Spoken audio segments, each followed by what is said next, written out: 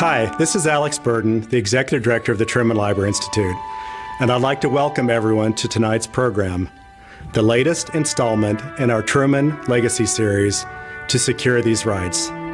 Thank you all for joining us for what should be a fascinating and eye-opening discussion, and thanks to the Boeing Company for generously sponsoring this series. I know we are all eager to dive into the program, so I won't give my normal spiel about Harry Truman, his world-altering greatness, or the spectacular must-see $29 million renovation at the Truman Presidential Library and Museum in Independence. But I would be remiss if I didn't take just a minute to share the following comments. Those of us who work closely with the Truman history sometimes assume that the world knows about Truman's commitments to advancing racial equality, some which were successful, some that were deferred until the LBJ administration, and some that remain unfulfilled to this day. Well, you know what they say about assuming. Time and time again, we are reminded that Truman's civil rights legacy is, unfortunately, largely unknown. It's a fascinating story and an important moment in civil rights history. It's fair to say it all began 75 years ago, following a year of high-profile cases of horrific brutality against Black Americans, veterans in particular. President Truman issued Executive Order 9808, establishing a 16-member investigative committee on civil rights. Their findings would ultimately lead President Truman to desegregate the federal government and the U.S. Armed Forces a couple of years later. But not only that, and now I'm going a little deeper into this history than most people know, his administration actually issued a large number of directives in support of his desegregation order. In other words, Truman's executive orders that led to the first major strides for racial equality since Reconstruction weren't just rhetorical flourishes. These weren't just philosophical softballs from an idealist.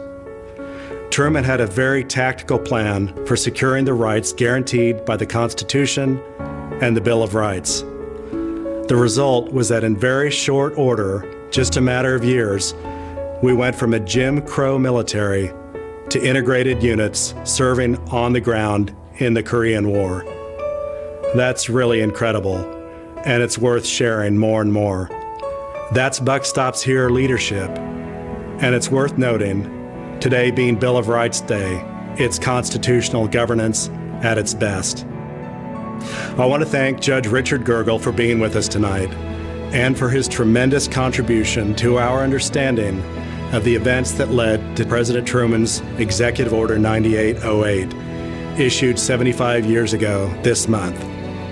Judge Gergel's wonderful book on this topic, Unexampled Courage, received a torrent of attention when it was published in 2019, and then inspired the 2021 HBO documentary, The Blinding of Isaac Woodard.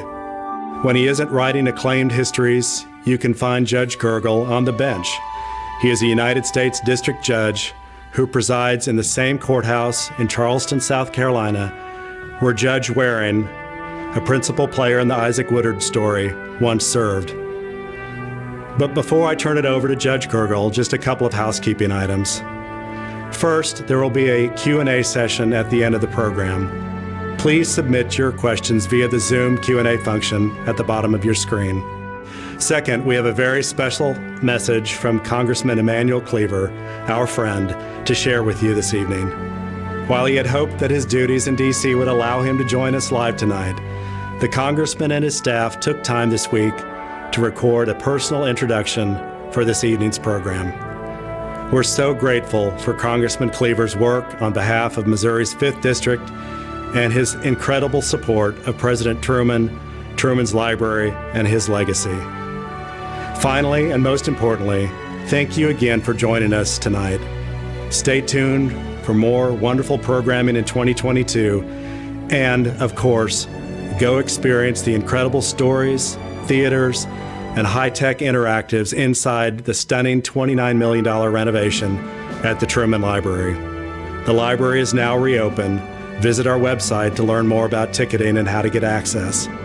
And while you're visiting the Truman Library, don't miss new exhibits highlighting President Truman's civil rights legacy. This new gallery, generously sponsored by the Boeing Company, features Isaac Woodard's story, narrated by none other than Emanuel Cleaver. Let's hear from Congressman Cleaver and then go live to Judge Gergel for another riveting program in our To Secure These Rights series. Thank you. Hello, I'm Emanuel Cleaver. I proudly represent Missouri's 5th Congressional District, the district of President Harry S. Truman's hometown of Independence, Missouri.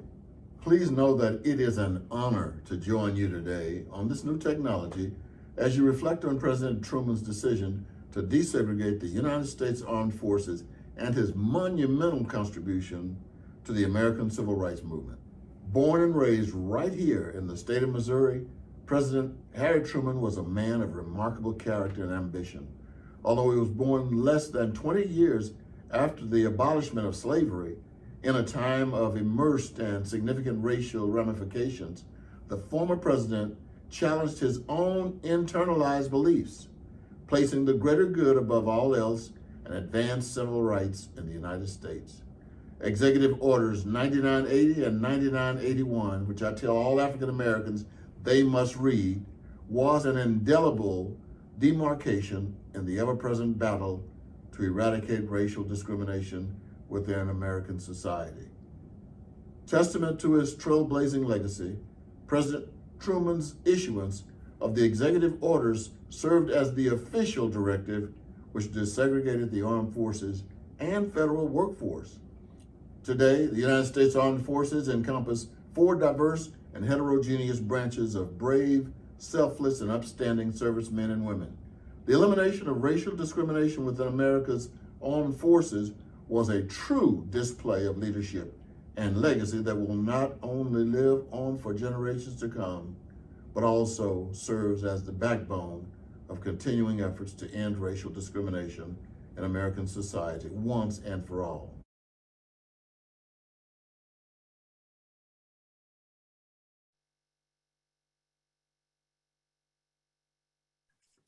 Good evening.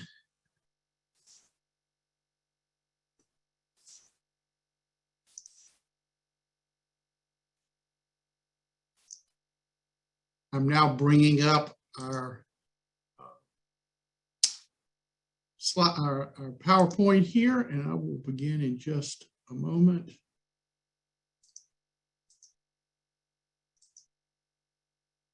Ladies and gentlemen, it is such a privilege to be joining you on this evening, an important month in the history of this country, the 75th anniversary of the presidential executive order of Harry Truman, which established the first presidential committee on civil rights.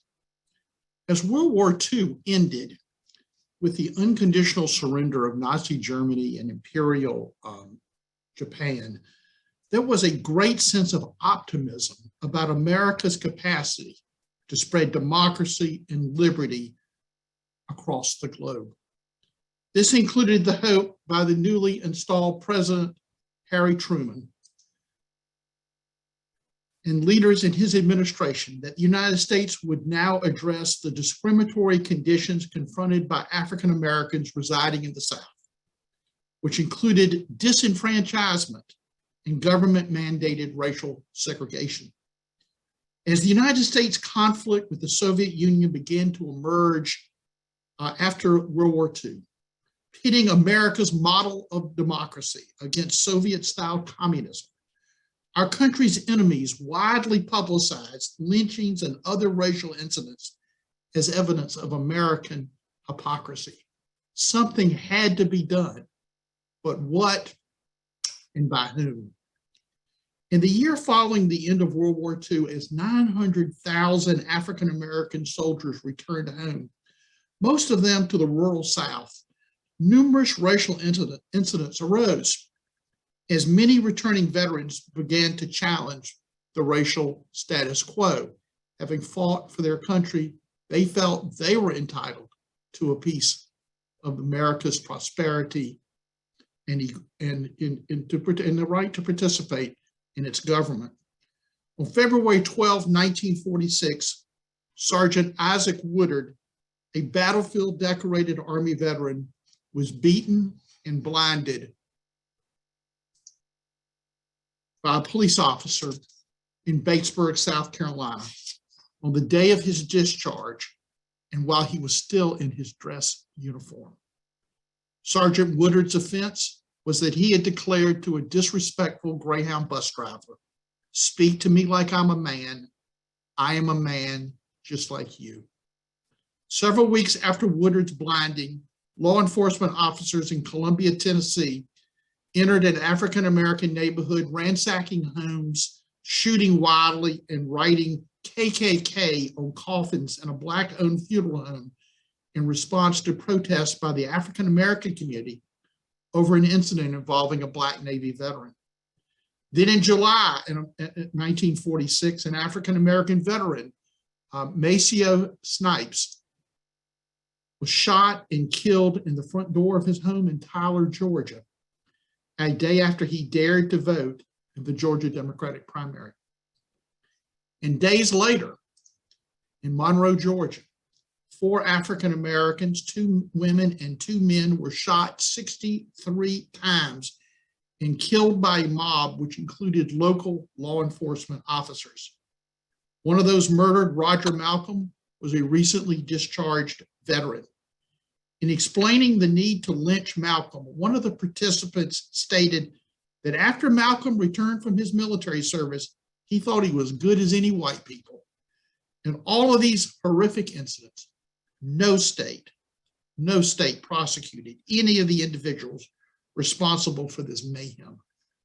On September 19, 1946, a delegation of civil rights leaders met with President Truman in the White House, deeply distressed by this wave of racial violence inflicted against returning military veterans. Prior to the meeting, Truman's staff advised the president that despite his desire to respond to the concerns of African-American leaders, there was little he could do as president to address these incidents. Criminal prosecutions by the federal government for civil rights violations in the South were fraught with problems, most notably all white juries deeply unsympathetic to civil rights cases.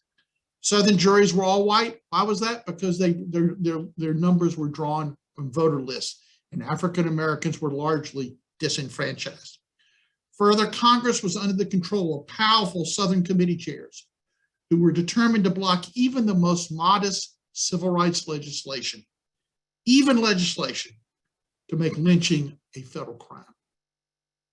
There was also a daunting political problem for Truman if he was perceived to support any sort of civil rights legislation by white Southern Democrats, the most reliable bloc of voters in the Democratic Party.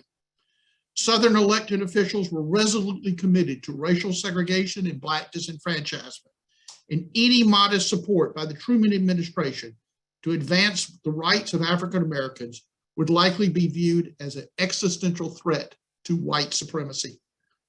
On the other hand, since World War I, there had been a significant migration of Southern Blacks to major urban areas of the North. They were allowed to register and vote and had become crucial swing voters in closely contested cases in the North, Midwest, and Far West.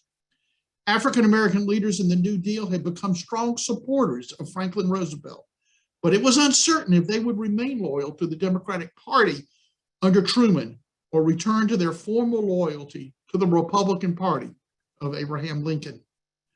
Truman's staff urged the president to express sympathy privately to the civil rights leaders in their meeting, but to do nothing publicly to alienate his segregationist supporters in the South.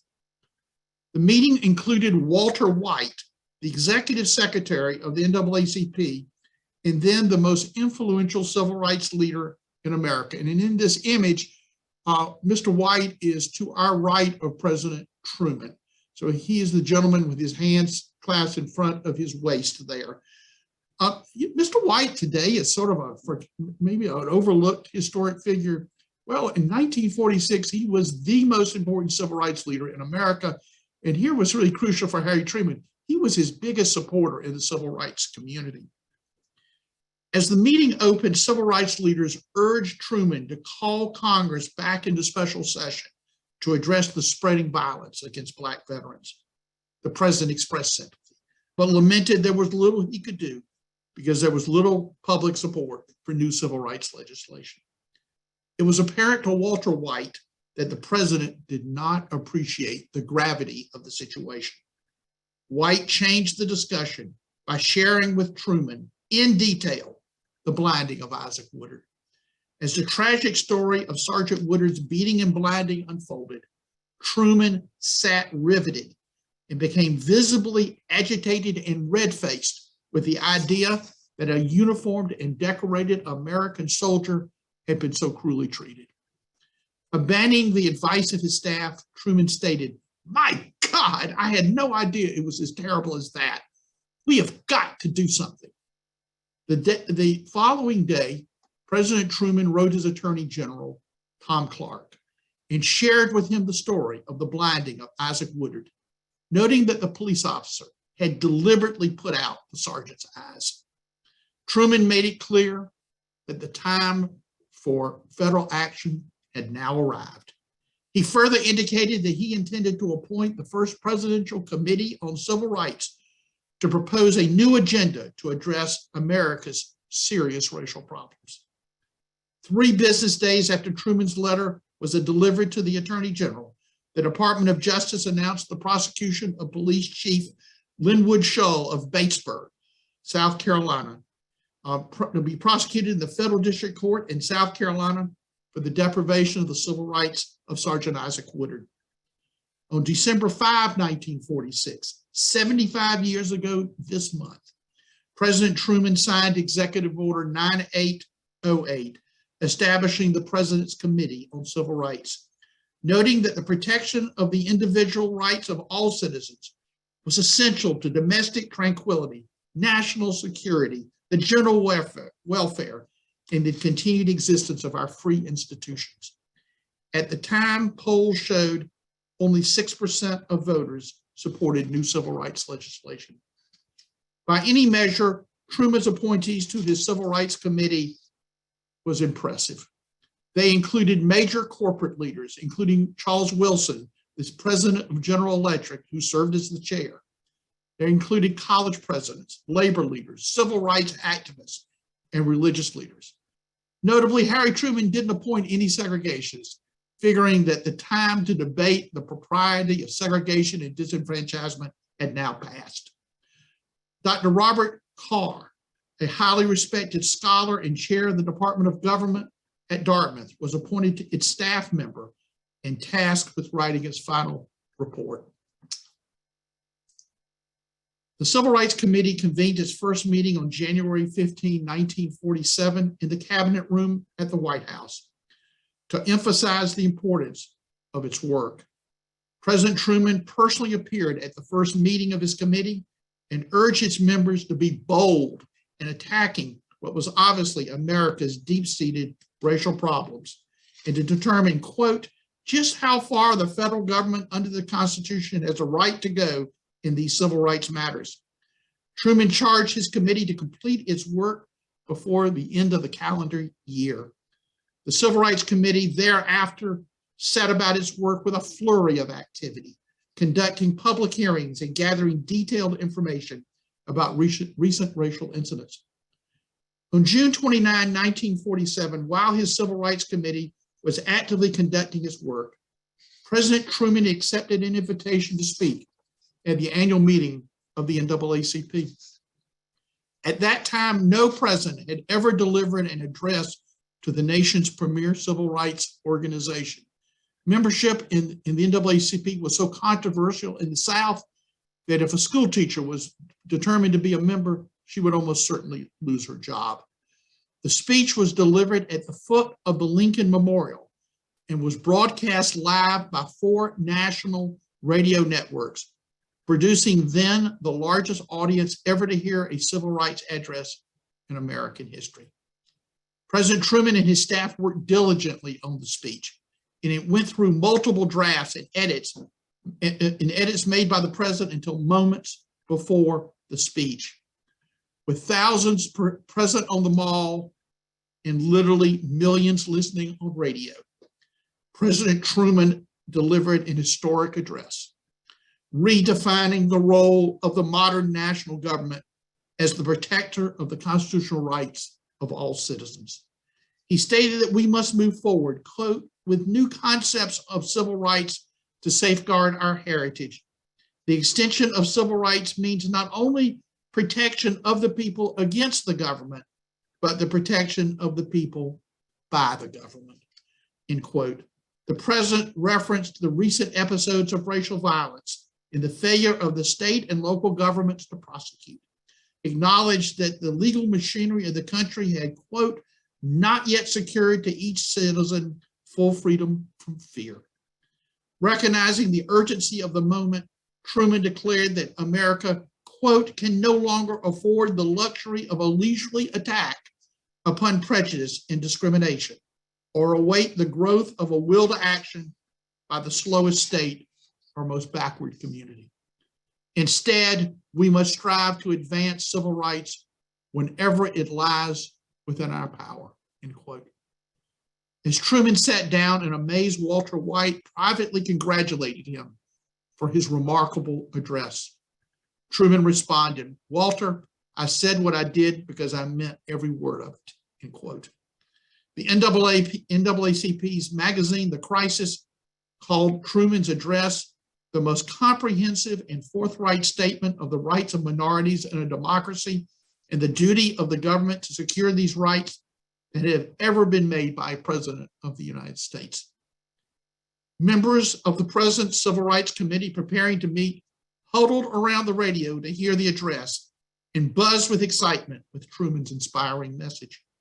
African-American troops hearing the broadcast over shortwave radio from a remote island in the Pacific were so moved that they passed the hat to make a contribution to the NAACP. One historian, noting Truman's history as a former haberdasher and machine politician, later observed, quote, "No one expected it would be this man who would be the first president to publicly advance a bold civil rights agenda for America." In less than a year after its formation, the Truman Civil Rights Committee issued its landmark report to secure these rights. The report was an amazing public document, setting forth in clear and unguarded language the stark truths of America's profound racial problems. This was not an easy report to issue to a nation in which a majority of states had some form of Jim Crow laws. The great majority of African Americans in the South were disenfranchised, and residential segregation existed in virtually every region of the country. Moreover, despite the long service of African Americans to the United States military, the armed forces remained rigidly segregated. The entire scheme of disenfranchisement and government-mandated segregation was grounded on legal doctrines explicitly authorized by the United States Supreme Court, despite the provisions of the 13th, 14th, and 15th Amendments, eliminating the last vestiges of slavery and guaranteeing all citizens the equal protection of the laws and the right to vote. The committee's report addressed forthrightly disenfranchisement, mob violence, residential segregation, police violence, and school segregation.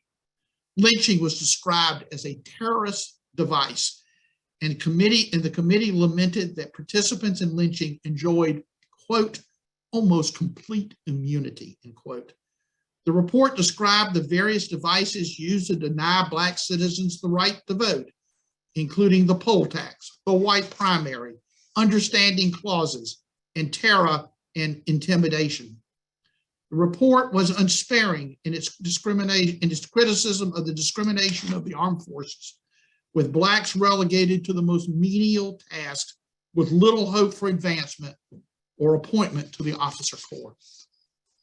The report was equally bold in its recommendations, proposing the desegregation of America's armed forces and federal workforce, ending the poll tax and other barriers to voting, and banning restrictive racial covenants in housing and segregation in interstate travel. A new federal agency was proposed to enforce anti-discrimination standards among private employers, and the committee recommended that discrimination in public accommodations be prohibited. A new law was proposed to make lynching a federal crime. President Truman, to the surprise of many, publicly endorsed his Civil Rights Committee's findings and recommendations in a special message to Congress. Truman's endorsement of his Civil Rights Committee's ambitious recommendations triggered a third-party effort by Southern Democrats, dubbing themselves the Dixiecrats. They nominated Strom Thurmond, the governor of South Carolina, as president. The Dixiecrats understood they had no chance to win the election, but were prepared to defeat their own party's nominee if Truman would not disavow his civil rights efforts.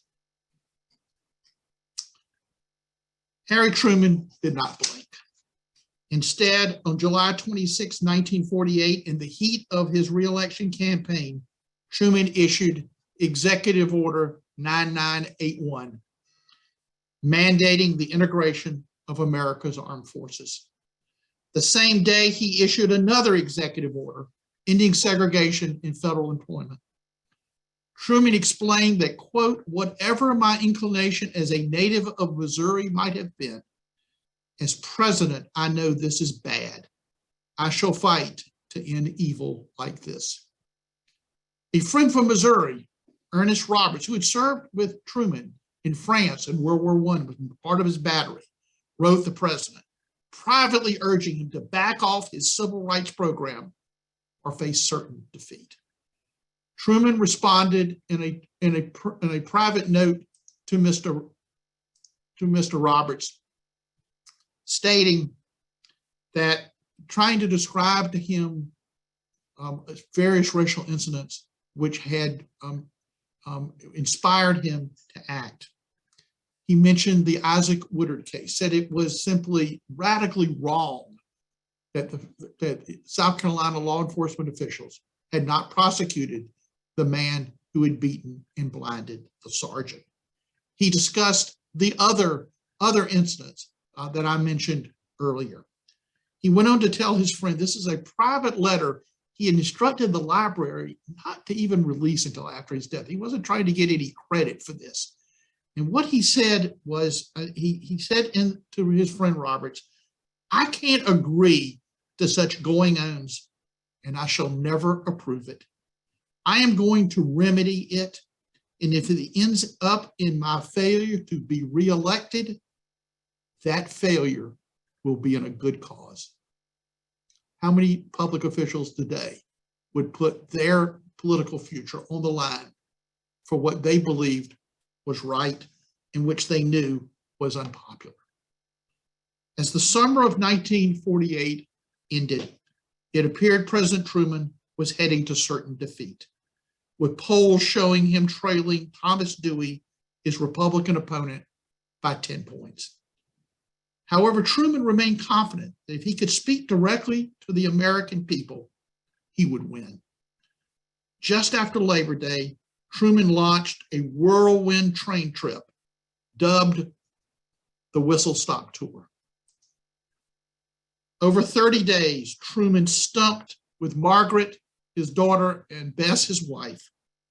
They stumped across America, sometimes making as many as 12 stops in a single day.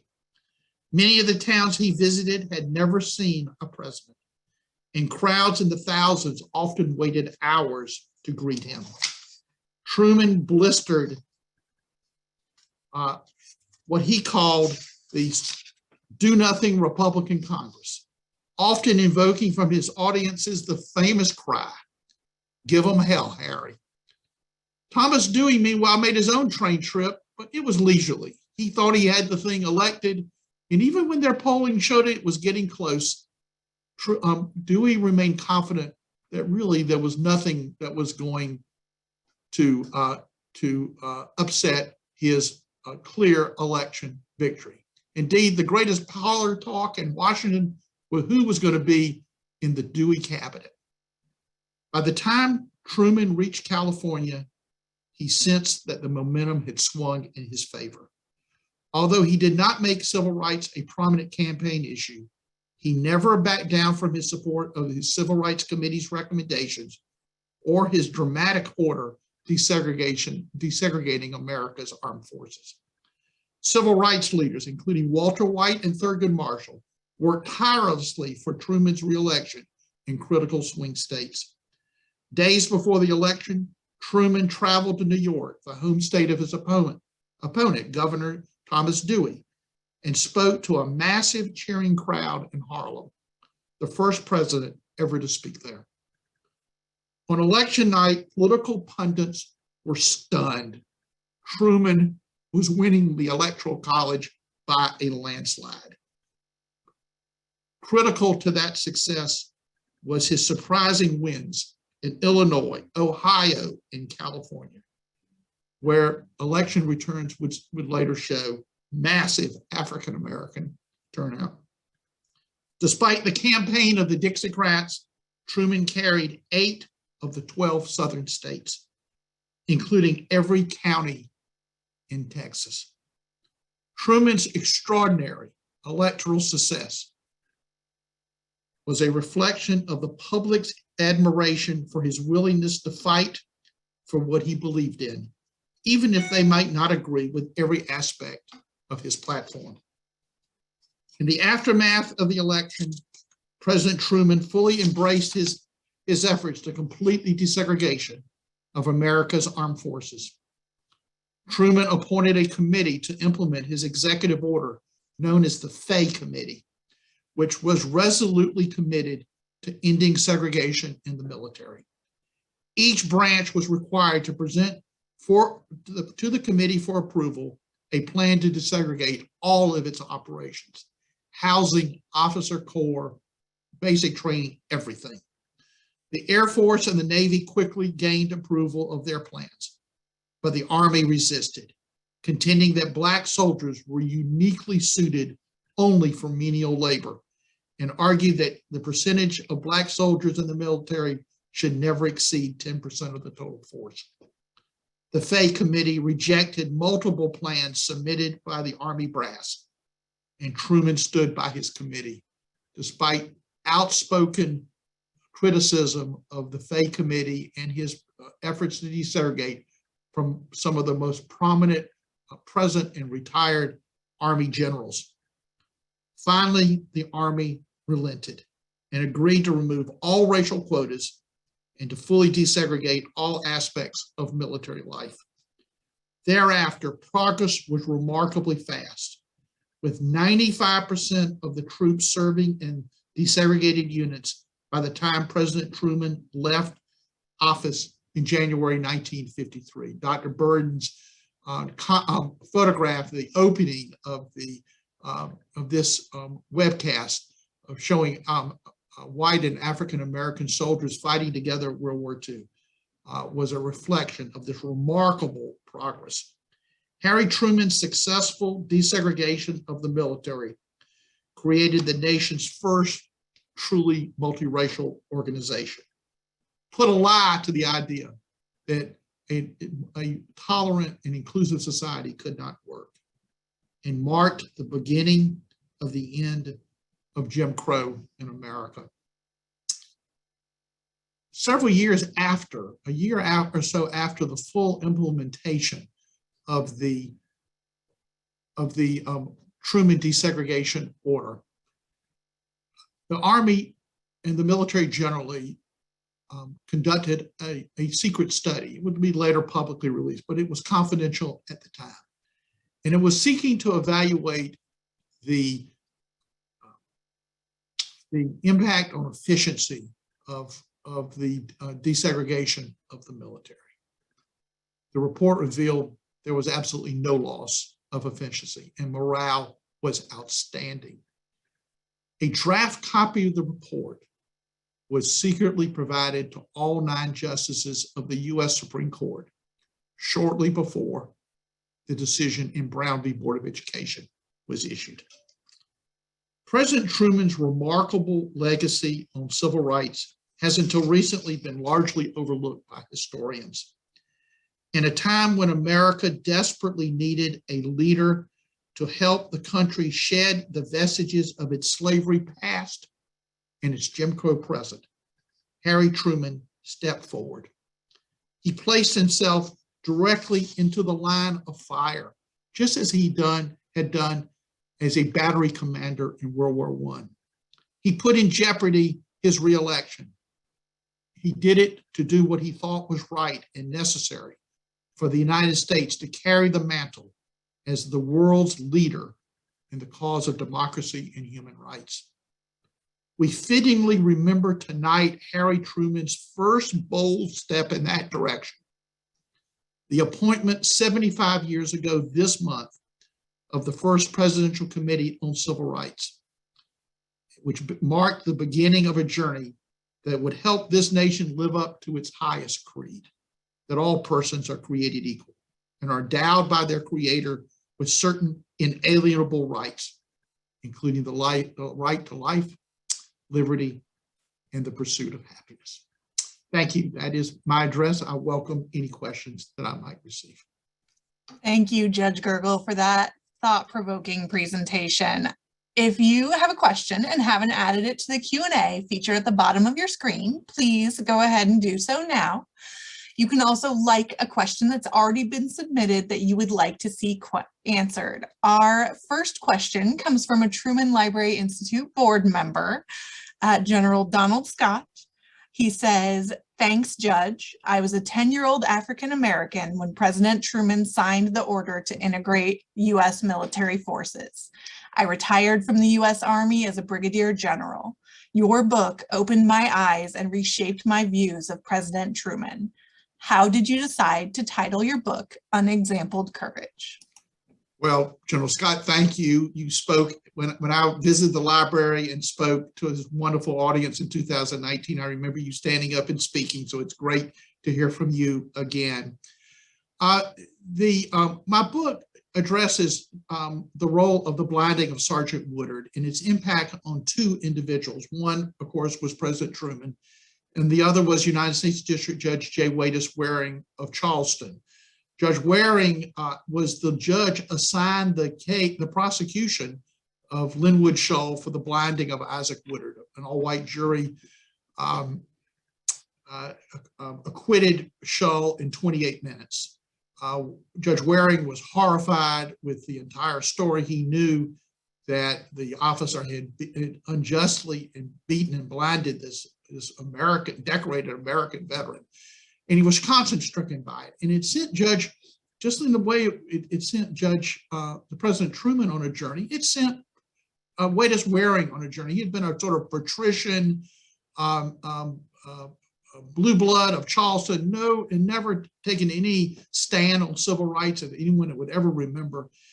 And it converted him. He began reflecting on the issues of race and justice. He and his wife read extensively. And he became the first of the great Southern civil rights judges. He issued a number of landmark decisions. And one of those decisions, probably his most important, was a dissent in a 3-judge panel decision in the case of Briggs versus Elliott, the first of 5 cases that make up Brown versus Board of Education. It was the first case tried. It was the first that arrived in the Supreme Court.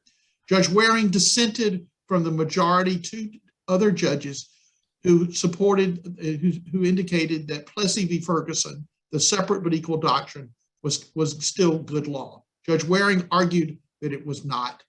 And he was aware that the 21 African-American plaintiffs who had brought the lawsuit had suffered severe retaliation. The leader of the group had literally had his house burned down.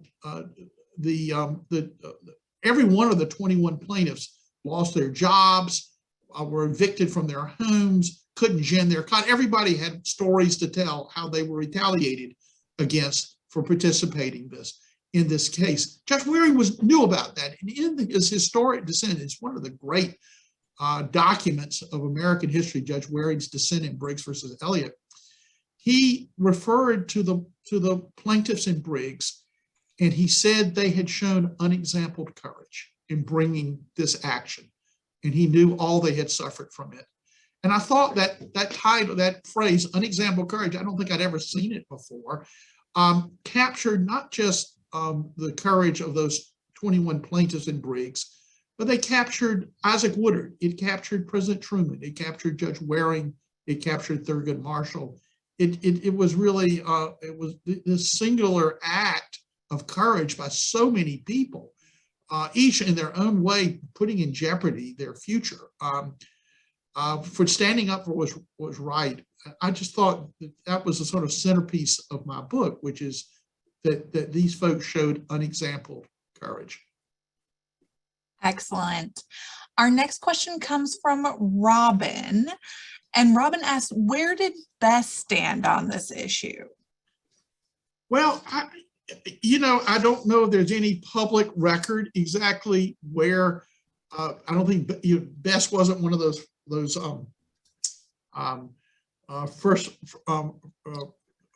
first ladies. Thank you for the term. I was sort of trying to find a way not to use that lady term. It's sexist to me, but she was not one of those who spoke out.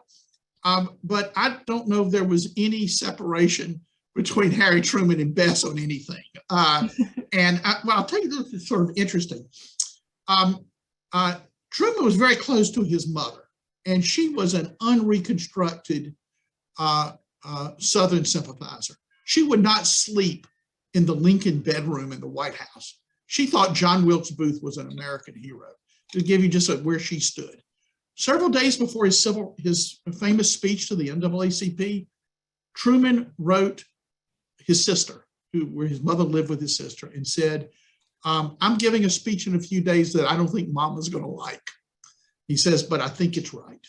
So my hunch is that Bess stood with President Truman in everything he did. Excellent. Elizabeth asks, in the photo of the committee, who are the two women?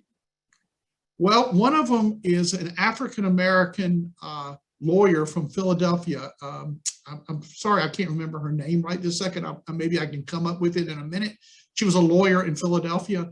And the other one was Miss Tully, who was a white woman from Atlanta, who was the chair of the Southern Regional Council, which was a civil rights organization based in Atlanta.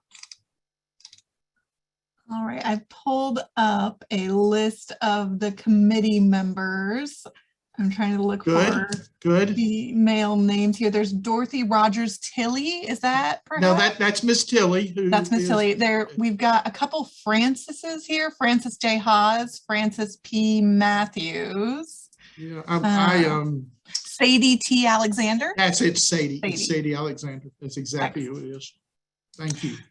All right, our next question. And she was, by the way, a very important civil rights lawyer, and sometimes a critic of Thurgood Marshall's, but she had the standing to speak because she was highly respected. Excellent. Our next question comes from Robin, who asks, how much did Truman's own military experience play into this? Thank you, from this military veteran.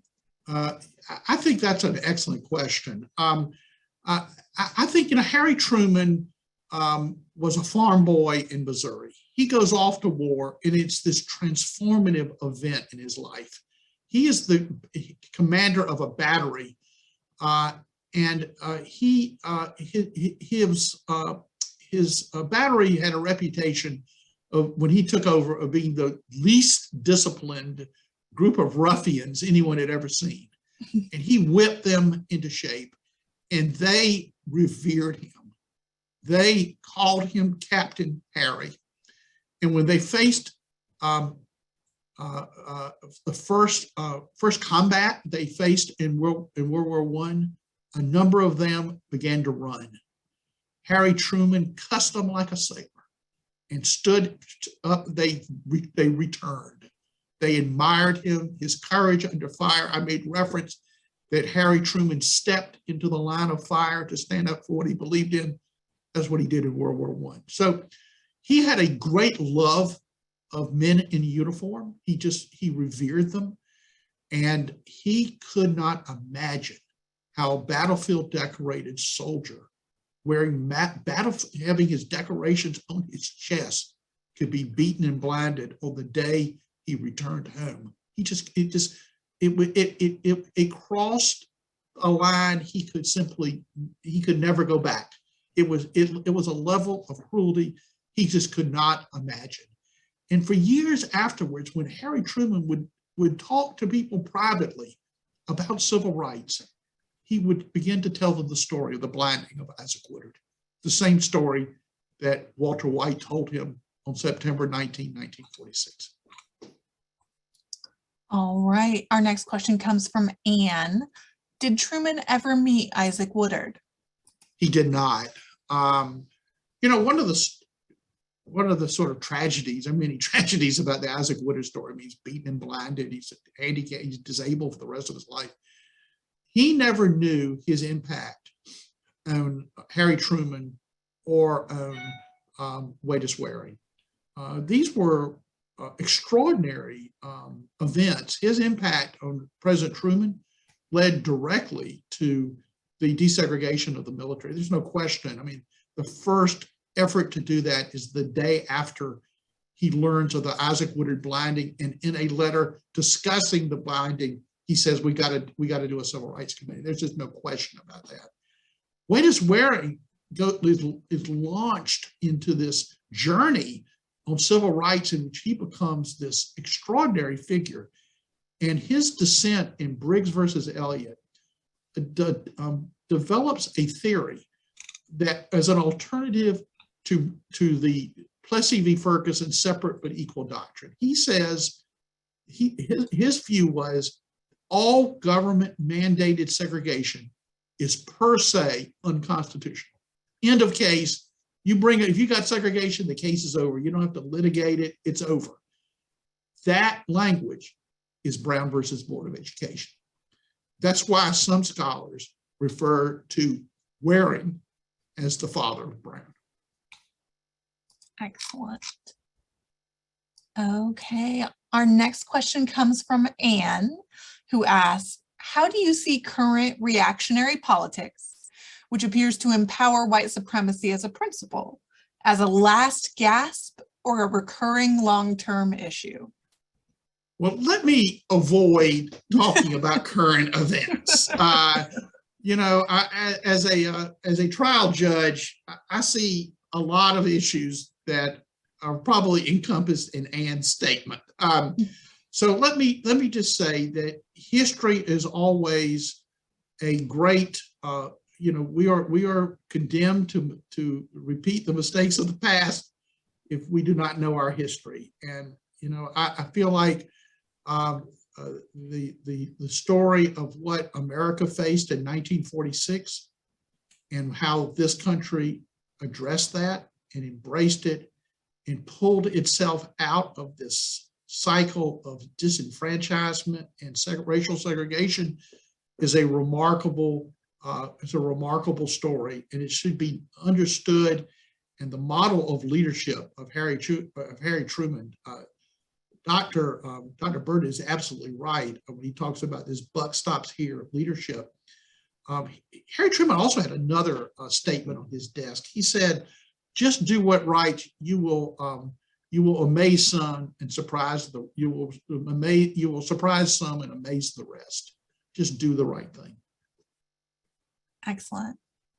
Our next question comes from Mike, who asks, after Truman wins the re-election, how did he move forward with the direction he was going regarding civil rights? Well, the first big fight was over actually implementing the desegregation order. And he appointed a 3-person committee, included a civil rights, the editor of the Chicago Defender, an African-American newspaper in Chicago, and Mr. Fay, who had been an active member of the administration, and I believe was a native of Georgia, but a passionate advocate for equal justice. He appoints this committee, and the military, particularly the Army, which is the largest branch, is just fighting the committee left and right.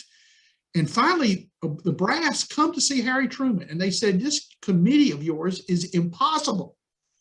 And Harry Truman says, "You want me to abolish the committee?" They said, "Yes, sir." And he says, "You just get them to approve your plan, I'll abolish them." And they got the message. He was standing by them. So a major part of his effort was focused on actually implementing, and it took several years to really effectively desegregate in the military. He also adopted what became known as the amicus program.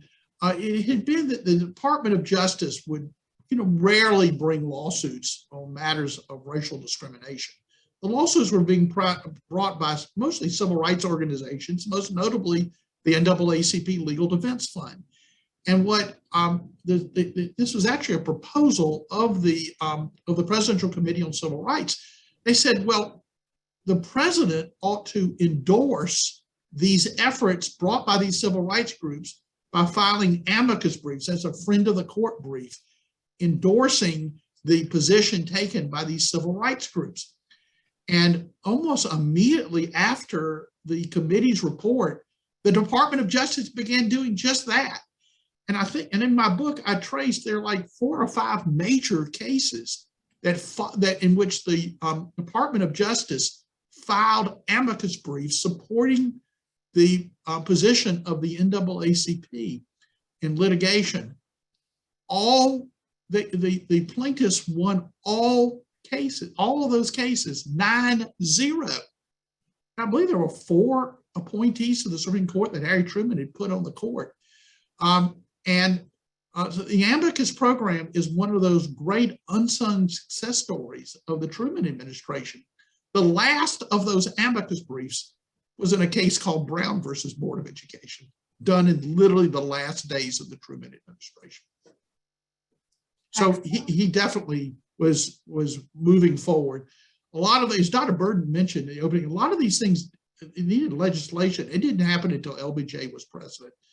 But one of the things that I think is so stunning about the Civil Rights Committee's report to secure these rights was that it essentially established the blueprint for the reform of America's justice system of justice and the ending of segregation, basically for 2 decades. Clark Clifford described it in an oral history from the Truman Library as the proudest moment of the Truman administration was the adoption of the Civil Rights Committee's report and the president's endorsement of it.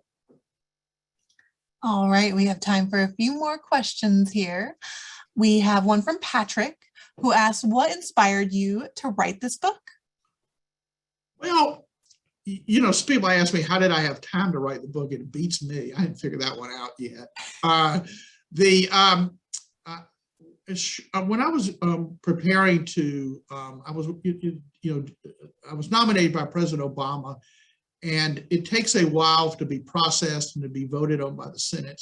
It went from basically December of 2009 until early August of 2010. And during that period, I was trying to read a great deal on the history of my court. I knew I was going to Charleston, so I wanted to read about the history of my court. And I was particularly interested in the legacy of J. Wadis Waring, and who had been the judge in the very courthouse. I was using the courtroom that he used. I mean, it's a pretty sobering mantle to be assuming, this incredibly heroic and courageous judge.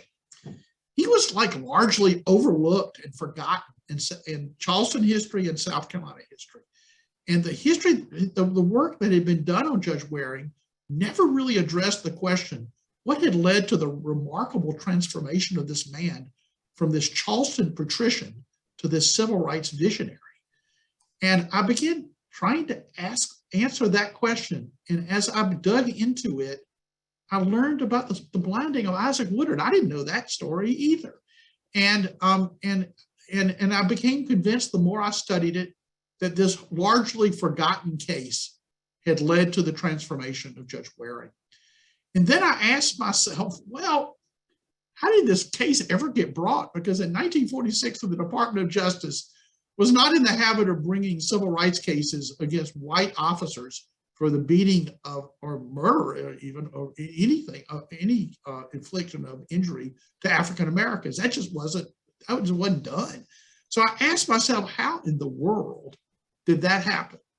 And what I discovered was it was on the direct order of Harry Truman. And once I put this together, I said, hold it, Harry Truman desegregates the military. Waydis Waring basically is the father of Brown versus Board of Education. The two seminal moments in the early civil rights movement, the desegregation of the military and Brown versus Board, were both inspired by the blinding of Isaac Woodard. And once I had that story and it had not been told, I felt like I needed to tell that story. That's how that book came about. That's beautiful. We're going to take one more question here, and I want to take this lovely one from Mark, who asks, what is your opinion on how President Truman developed and nurtured his character of courage, the courage to do what was right despite the personal consequences? What are the lessons to all Americans from Truman's ability to put legs on his convictions? I think the source of Harry Truman's determination to stand up for what was right emanated from his leadership in World War I. He was prepared to give it all, to be relentless in his pursuit of what he thought was right. And, you know, in World War II, after World War II, those 900,000 African-American soldiers who return and are not willing to accept this second-class citizenship after they have served their country and shed blood for their nation and for the fight against Nazi intolerance, they become the foot soldiers for the civil rights movement. So I think this certain national service, this service above self, inspired Harry Truman, the civil rights leaders, and many others who just felt like that the common good was worth fighting for, maybe even dying for. And that's an inspiring story. And, you know, I know many people sometimes say, well, what we need now is some obligation for national service. But I will tell you, those who served our country at war certainly had that. Excellent. Judge Gergel, thank you so much for this incredible program that you've given us tonight. And thank you all for joining us. Special thanks to Boeing for sponsoring this series. To learn more about Truman's civil rights legacy and the impact of Isaac Woodard's case, you can purchase Unexampled Courage, The Blinding of Sergeant Isaac Woodard, and The Awakening of President Harry S. Truman and Judge J. Waydis Waring anywhere books are sold, including Rainy Day Books right here in Kansas City. Tickets are on sale now to visit the all-new Truman Library. Reservations are required in advance. As always, members enjoy the benefit of free year-round access to the museum. To become a member or purchase your tickets, visit trumanlibraryinstitute.org. Thanks again for joining us, everyone. On behalf of the staff at the Truman Library Institute, we wish you a happy and safe holiday season. Good night.